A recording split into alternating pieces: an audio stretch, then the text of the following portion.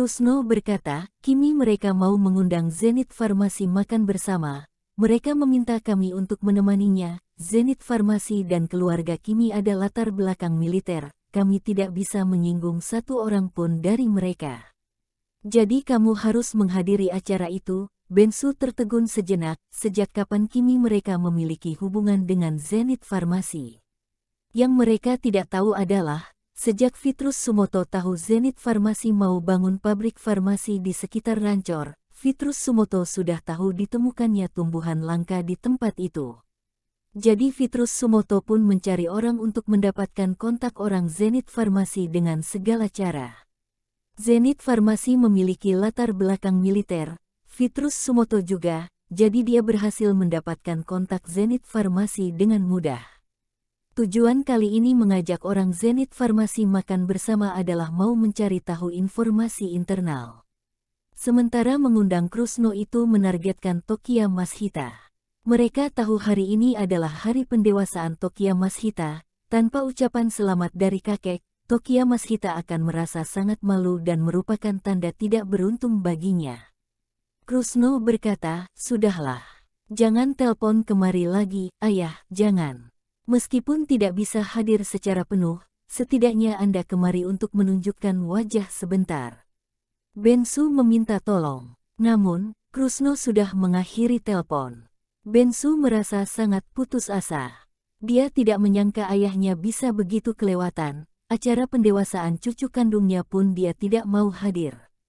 Tidak apa-apa kalau tidak hadir, bahkan alasan tidak hadirnya adalah karena dia mau menghadiri acara musuh.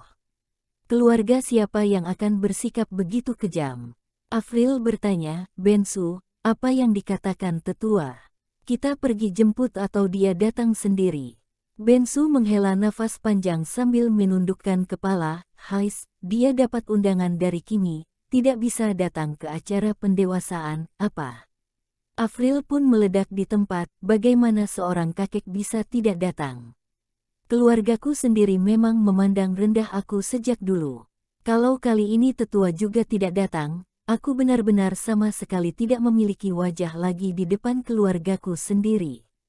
Tidak boleh, tetua harus datang. Kamu coba telepon dia lagi. Bensu menarik nafas dengan dalam. Hais, tidak berguna. Mendengar nada suaranya, dia tampak sudah menekatkan diri. Kemarahan membuat Afril menangis di tempat. Bensu, kamu benar-benar sangat tidak berguna. Aku benar-benar buta baru bisa menikah denganmu. Sampingkan aku dipermalukan oleh keluargaku. Tapi acara pendewasaan anak gadismu, apakah masih sempurna tanpa kehadiran tetua? Kamu tidak berhak menjadi suamiku, tidak berhak menjadi ayah Tokiya. Bensu menundukkan kepalanya, maaf, aku yang tidak berguna. Kemarahan Afril pun semakin memuncak. Mendengar keributan ini, Reka dan Tokiya Mashita pun bergegas kemari.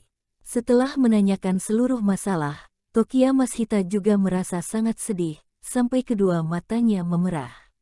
Kakek benar-benar terlalu kejam, sama sekali tidak menganggap kita sebagai keluarganya, mana ada kakek seperti itu.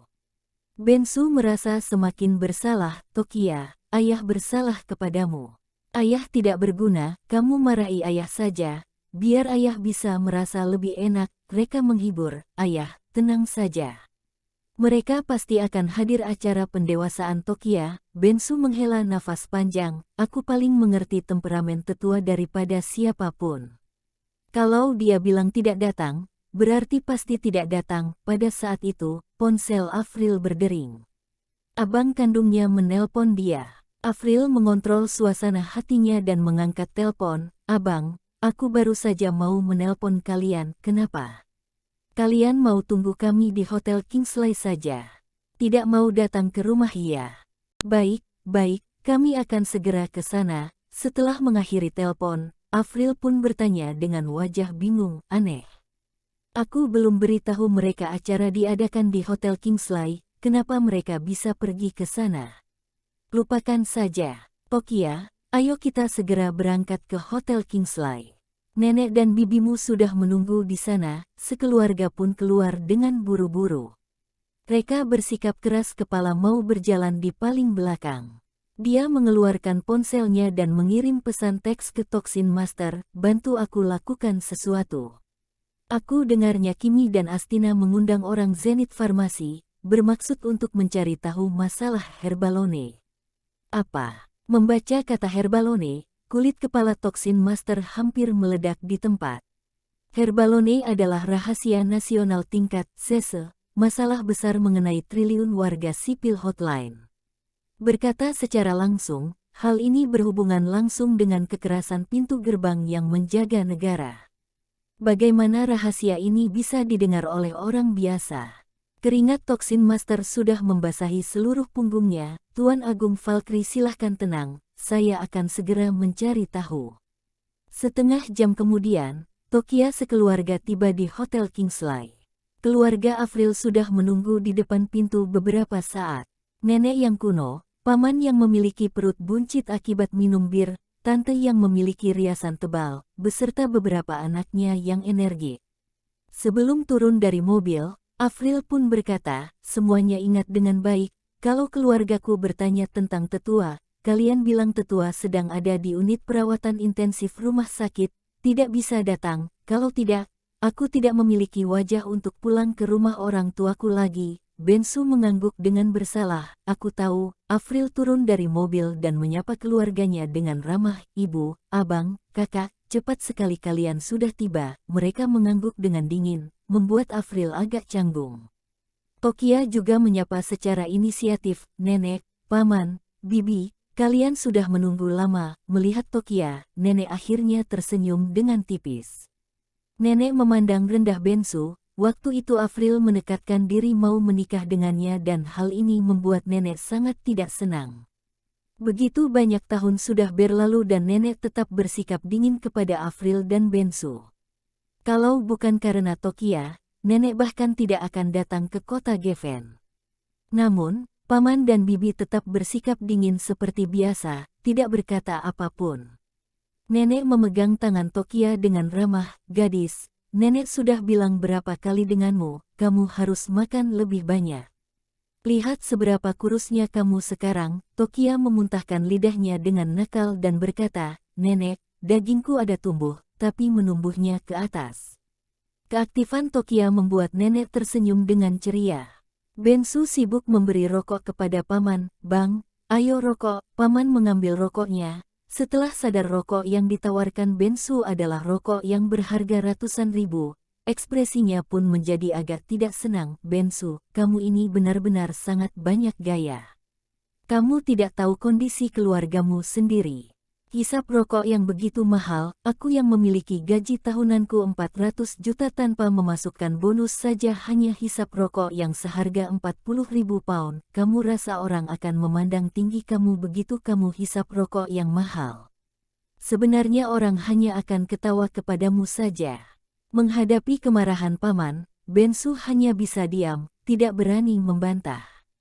Paman bekerja sebagai pejabat resmi. Dia menjadi pemimpin divisi di sebuah agensi, paling memandang rendah orang-orang wira swasta seperti Bensu. Biasanya dia selalu berteriak kepada Bensu, bahkan anak dia saja berani mengkritik Bensu. Bensu sudah terbiasa dan menerimanya. Bensu ini adalah anak menantu yang terkenal tidak berguna. Sementara tante paling tidak suka melihat nenek dekat bersama Tokia, jadi dia pun berkata dengan tidak sabar, sudahlah bu. Mau ngomel, masuk dulu baru ngomel. Jangan sampai menunda ulang tahun anak gadisku Mina. Avril tercengang sejenak, ulang tahun Mina. Tante menjawab, benar, hari ini adalah ulang tahun Mina ke-25. Avril berkata dengan nada suara yang hampir seperti denga memohon, Kak, ulang tahun ke-25 tidak sepenting acara pendewasaan 23 tahun, atau tidak lain hari baru merayakan ulang tahun Mina. Kemarin waktu upacara pendewasaan Mina, aku juga sengaja menundakan ulang tahun Tokia. Tante membantah, ulang tahun anak gadismu itu ulang tahun. Apakah ulang tahun anak gadisku bukan? Kenapa kamu bisa berkata seperti itu? Lagian, kalaupun aku setuju untuk tunda, pacar Mina juga tidak akan setuju. Pacar Mina booking Hotel Kingsley untuk merayakan ulang tahun Mina. Katanya mau merayakan secara mewah, kalian beruntung hari ini. Berkat Mina, kalian sampai bisa mengadakan cara pendewasaan di Hotel Kingsley. Oh iya, pacar Mina juga memiliki latar belakang militer. Dia adalah orang berkelas atas. Nanti kalian harus bersikap lebih elegan, jangan menunjukkan lusuh dan kemiskinan kalian pada biasanya. Jangan sampai kami dipandang rendah olehnya. Afril sibuk membantah, Kak. Sebenarnya Reka ada booking makanan di Hotel Kingsley juga. Tante tertawa terbahak-bahak. Kalian kira Hotel Kingsley itu warung di depan rumah kalian? Siapa saja sanggup booking makanan di sini? Aku beritahu kamu, mau masuk hotel ini harus ada kartu membernya. Kamu bilang kalian sudah booking, kalau begitu, kartu member kalian di mana? Afril melihat ke Reka Valkyrie menggelengkan kepala, kami masuk tidak perlu kartu member, lucu sekali, Hotel Kingsley itu milikku. Nanti aku mau menghadiahkan hotel ini kepada Tokia, butuh kartu member apaan? Haha, suara tante mereka pun menjadi semakin kuat, kamu kira kamu siapa? Masuk tanpa kartu member, benaran sama sekali tidak ada pengetahuan. Masih berani berkata seperti itu. Apakah kalian tak malu? Sambil berkata, tante mengeluarkan kartu membernya dan berjalan ke arah pintu.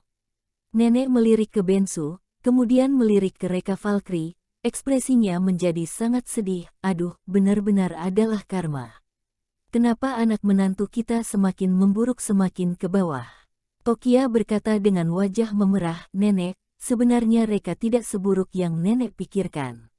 Dia lumayan berkemampuan, nenek memegang tangan Tokia dengan sakit hati, aduh, betapa kasihannya cucu gadisku ini.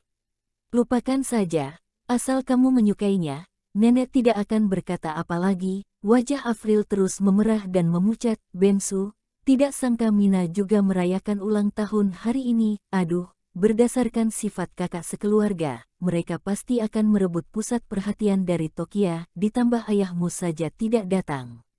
Takutnya acara pendewasaan hari ini akan hancur begitu saja, aduh, kenapa Tokia begitu tidak beruntung. Bensu berkata dengan wajah merendahkan diri, sayang, nanti bertindak sesuai kondisi saja, nanti aku minta tolong kepada ayah lagi, berusaha sebisa mungkin untuk minta dia datang.